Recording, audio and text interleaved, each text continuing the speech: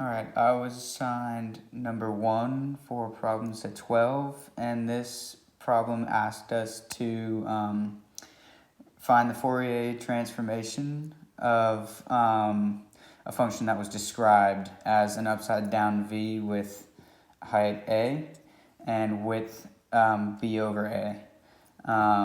So since it's centered around the origin, we're going to have the left side be negative b over 2a and the right side be b over 2a. So we can see it's going to be 0 and 0 outside of that. So if we have our function up here, our piecewise function, it's going to be 2a squared over b times t plus a when t is within negative b over 2a and 0. And then it's going to be the same thing except negative when it's on the right side of the origin. So 0 to b over 2a. And again, it's just going to be 0 everywhere else. So to start with, we're going to look for the Fourier transformation, which is this formula. And we're actually going to break it up into 4 separate integrals. So we're going to integrate this, this one, and this one, and this one. The nice thing is that obviously the left and the right side are 0. So I wrote them out here. This is going to be 1 integral, 2, 3, 4. The outsides are going to be 0 because we are just integrating 0.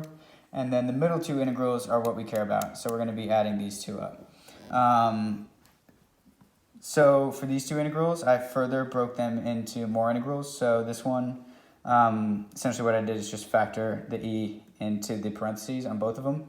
So here we have negative 2a squared over b times t times e to the negative 2 pi I nu t, and so on and so forth across the way.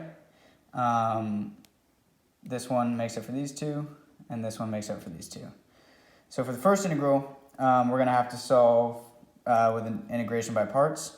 So what we did here was we set u to equal t and dv to equal e to the negative 2 pi I nu t dt.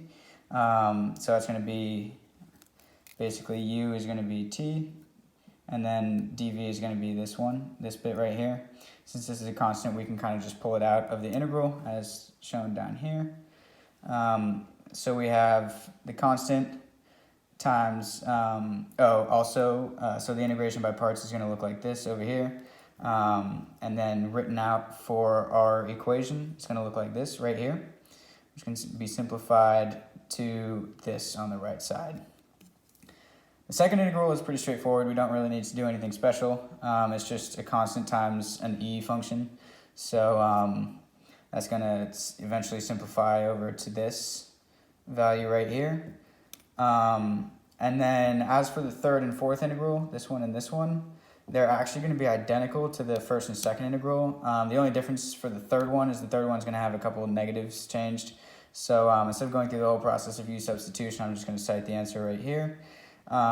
So we have this integral right here. We have this integral right here. The third one right here. And then the fourth one right here at the bottom. So last thing, we need to plug all these 4 bits into this summation right here.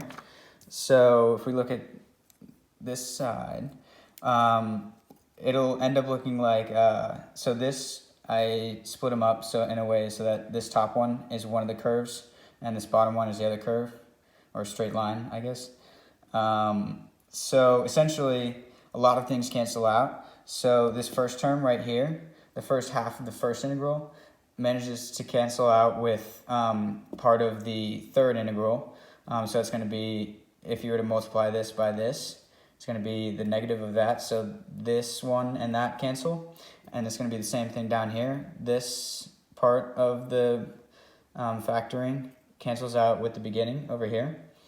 But then the part that doesn't cancel initially is the 1 times this, but luckily there's a negative 1 times the same thing down here. So this second term here cancels out with what was left up here as well. So we're left with this line right here, which is essentially just all of that.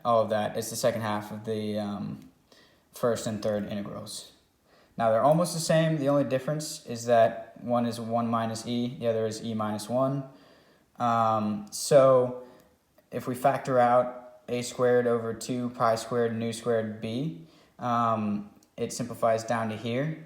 I actually left the 2 in here so we could go straight to here. And essentially what this is you'll notice that since we know the complex trig identity of cosine is 1/2 times e to the ix plus e to the negative ix. Looks kind of familiar here. Instead of x, we can do pi nu b over a. So it's going to be I pi nu b over a instead of x. So over here, we have our final answer of a squared over pi squared nu squared b times 1 minus cosine of pi nu b over a. And then just so you guys can see the whole page in one image. That's it.